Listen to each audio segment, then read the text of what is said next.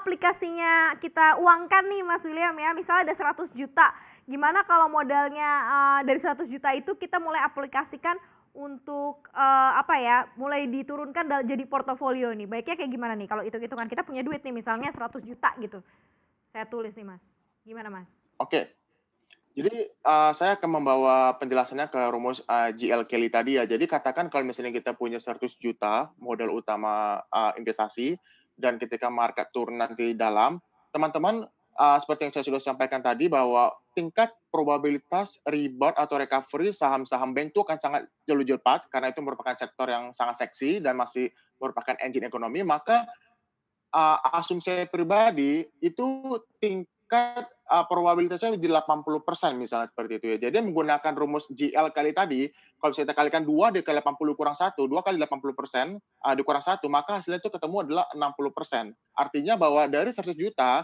teman-teman bisa coba mengalokasikan 60% dari total dana teman-teman atau dari 100 juta, itu untuk saham banking, seperti itu. Jadi sisanya 40 juta teman-teman bisa putar lagi, katakan kalau misalnya masuk ke agriculture, kalau teman-teman punya rasio probabilitasnya hanya sekitar 60% atau 70% atau katakan 60%, maka teman-teman hanya perlu masukkan 20% dari total dana tadi, misalnya jadinya dari 100 juta 20%-nya adalah 20 juta gitu. Jadi 20 juta dialokasikan ke saham agriculture gitu. Begitu juga demikian seperti itu. Tapi saran saya Mmm. sekali lagi adalah pentingnya kita memfokuskan minimal at least hanya 3 saham aja ketika ada terjadi turbulensi kembali pada ekonomi kita seperti itu dan Kalau tingkatkan ini, besarkan contohnya yang sudah alokasi oke. saham kita pada saham-saham ya.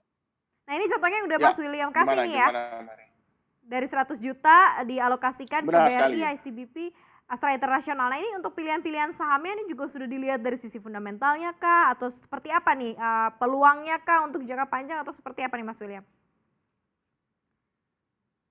Ya, pertama kalau kita lihat dari dalam ini ya, dari dalam, layar bahwa memang saham-saham contohnya kalau saya ada buat pilihan pertama atau skenario pertama, saham yang saya pikir menarik untuk jangka panjang adalah tetap BRI gitu ya. Jadi BRI mungkin bisa dijadikan referensi buat teman-teman ketika nanti market turun bisa dialokasikan dengan tingkat rasio alokasi dana yang lebih maksimal. Karena BRI itu kan merupakan probabilitas dia untuk recovery sangat cepat sekali gitu. Jadi BRI mungkin bisa dijadikan referensi buat teman-teman.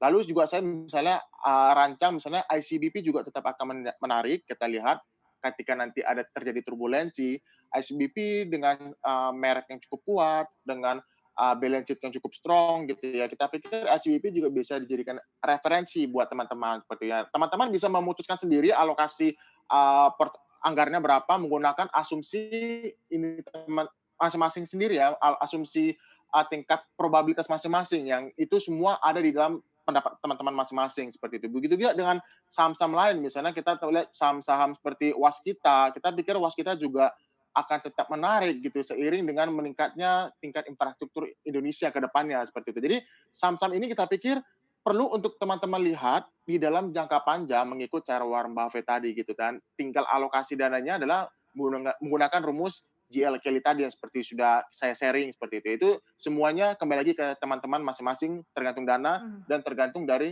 rasio probabilitas teman-teman masing-masing, seperti itu. Oke, Mas William, kalau seandainya misalnya budgetnya, sebenarnya ini gampang sih perhitungannya kan 100 juta ya, kalau misalnya 10 juta kita tinggal alokasiin aja mungkin di sini 4 juta gitu ya, mungkin di sini 1 juta, di sini 2 juta, mungkin kurang lebih kayak gitu ya Mas ya, kalau misalnya budgetnya lebih kecil. Nah tapi Benar. pertanyaan saya adalah kalau misalnya, masanya sudah, terus berjalan, misal tadinya modalnya 10 juta, kalau mau nambah, nah ini pertanyaannya, kalau misalnya kita mau nambah di portofolio, baiknya seperti apa nih? Kita memang, masuk ketika di bawah gitu ya, artinya adalah averaging down ke bawah gitu, sementara kita nggak tahu kan market seperti apa, atau kalau mindsetnya memang jangka panjang ya masuk aja misalnya, bisa di apa ya, dirutinin lah setiap bulan kayak gini, atau seperti apa nih Mas, di era new normal ini?